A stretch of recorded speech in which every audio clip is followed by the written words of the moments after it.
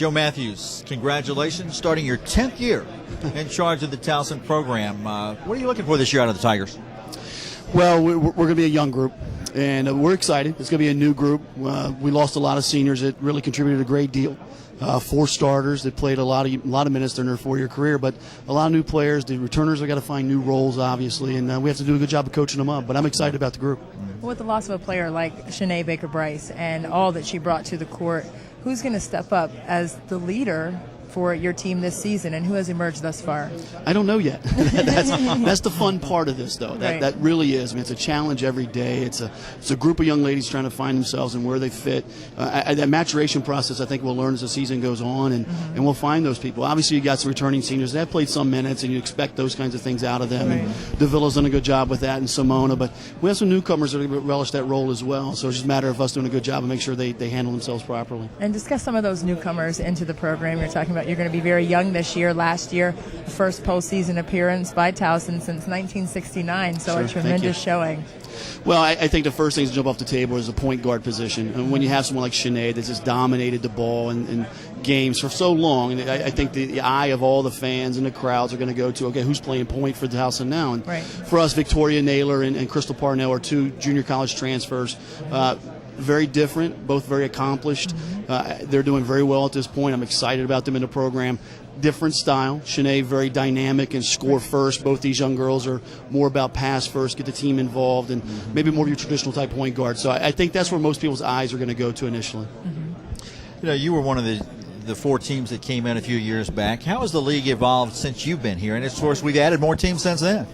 Well, I think it's really meshed. I think when we first joined, there's truly still a feeling, because no one really knew, of kind of the old CAA, if you will, or the original charter members, and then, honestly, the America East, or the people that left the America East. And so you kind of had that, never really a divisional feel within the coaches, and definitely not from the CAA administration, but I think the surrounding areas and the fan base, I don't think the original fan base groups really were familiar with the Hofstras and the Drexels and the Towsons and the Delawares.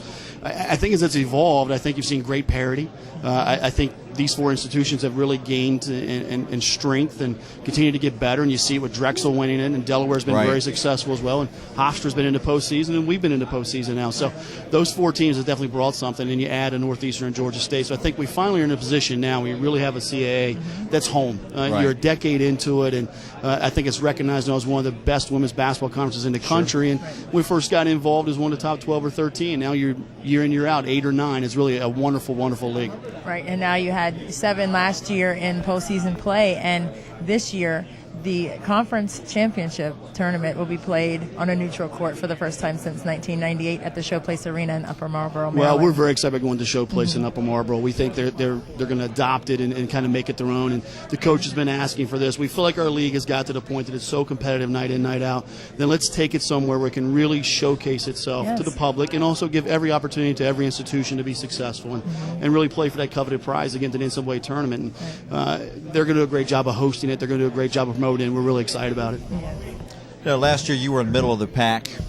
This year they got you picked 11th out of 12. Is that something you use as motivation, and do you think that's accurate? I haven't even looked at it yet, so that's not our focus right now. You know, when we were picked 5th and 6th in different years, we didn't really look at it. Sure, you can use it as motivation to some degree, but the game's played on the court. It's an old adage, and it has to be played there. So we've got a lot of work to do right now to get to the point that we can compete night in, night out. But I'm excited about it. I think it's a good group. I think we're going to get better every game out, and if we can do those kinds of things, we'll be successful. In terms of your philosophy, without Shanae Baker-Bryce, you said how she was dynamic, and you have a different type of point guard running the show for you this year.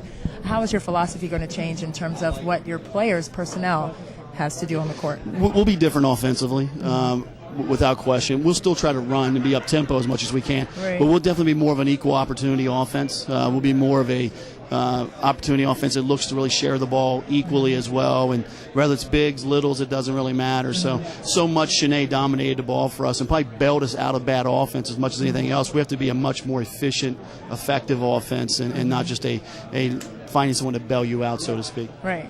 You know, there's so many great players in this league too. The Del Dons, the Dawn Evans, and the other great ones that we've seen Jenny, and I guess last year with Drexel. Absolutely, sure. I mean, that's got to speak well for the overall volume of talent in this league and how it's gotten better over the years for the most part, certainly from top to bottom. Well, when I first got in 10 years ago, ODU was the only program that had anyone drafted in the WNBA. And now you look at it and you see every year there's someone being drafted in the WNBA, and Tamara Young at JMU, Gabrielle from Drexel, and you're going to see the same opportunities. It won't be long as we've grown with 7 teams joining into the postseason play. You're going to find 7 or 8 teams with drafted players in the WNBA. So that's what's really evolved and developed in this league, and coaches have done a great job recruiting. They're wonderful institutions to promote academically as well as athletically, and great locations to play. It's just a fun place to be. Joe, congratulations on this your 10th year. Good luck this season. We'll talk to you down the road. Appreciate it. Thank you guys very much. Thank Joe you. Mathews, head coach of the Towson Tigers.